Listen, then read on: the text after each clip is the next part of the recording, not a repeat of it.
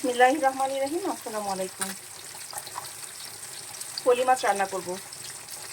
পলি মাছগুলো কেটে মশলা মাখিয়ে নিয়েছি, এখন ভেজে নিচ্ছি। মাছগুলো ভাজা হয়ে গিয়েছে, এখন আমি রান্না শুরু করব।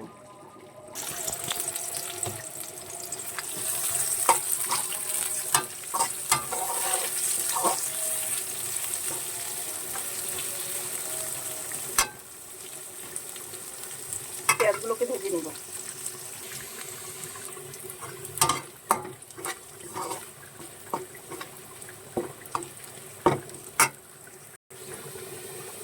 দিয়ে দিচ্ছি রসুন বাটা, দিয়ে দিয়েছি হলুদের গুঁড়া, মরিচের গুঁড়া, ধনিয়ার গুঁড়া, জিরার গুঁড়া, সামান্য লবণ।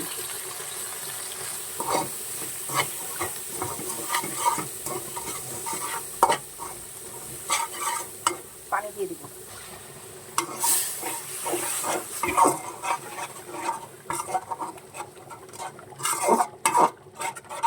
মশলাটাকে একটু কষিয়ে নিব।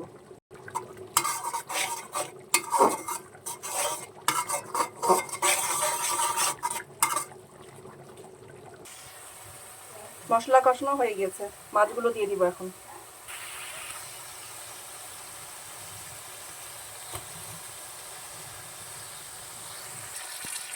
মাছগুলো দিয়ে দিয়েছি, এখন গরম পানি দিয়ে দিব।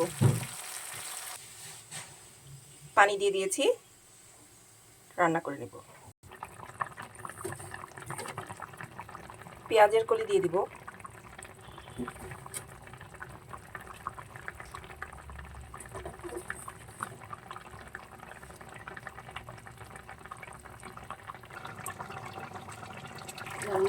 ধনিয়া পাতা দিয়ে দিলাম।